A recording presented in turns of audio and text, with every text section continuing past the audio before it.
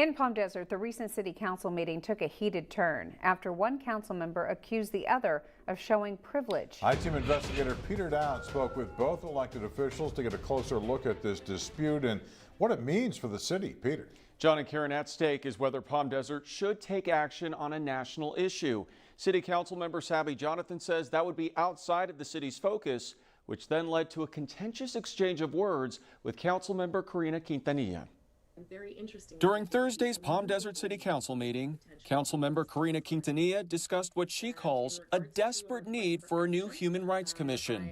After having some very impassioned conversations with residents and also with Mayor Kelly about some very unsettling experiences that were held by families of color in the city of Palm Desert.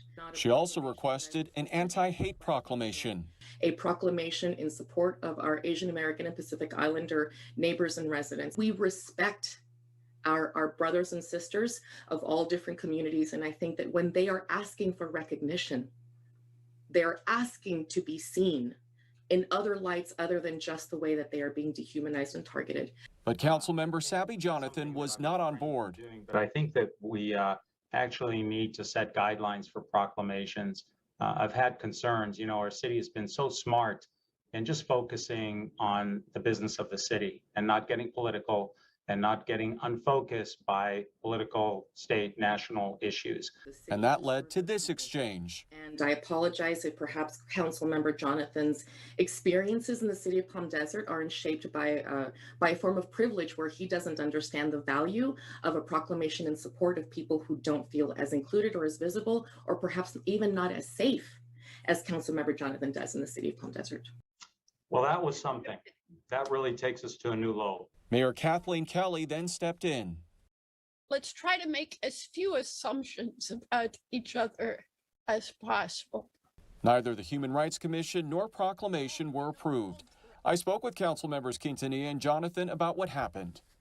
What did you think when Councilmember Quintanilla said that your experiences are shaped by a form of privilege and that you don't understand the value in that type of proclamation?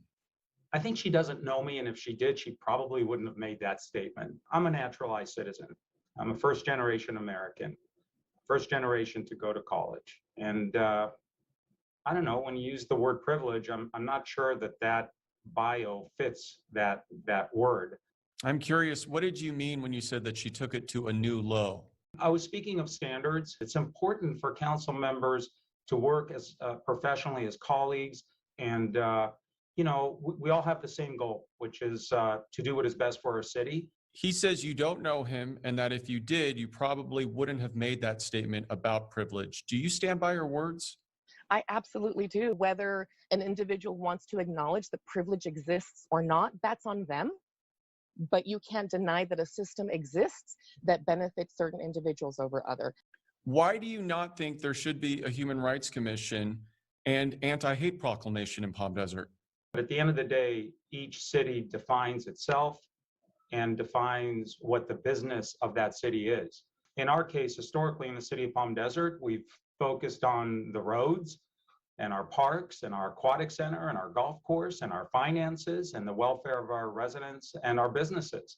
It should not be negotiable to have a proclamation where the city says, we see you, we acknowledge you, we respect you, we welcome you, and we proclaim that we want you to be safe.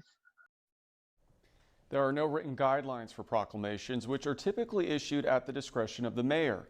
The Human Rights Commission is on the agenda for the next council meeting. And despite their disagreement, both council members say they look forward to a productive and respectful working relationship with each other.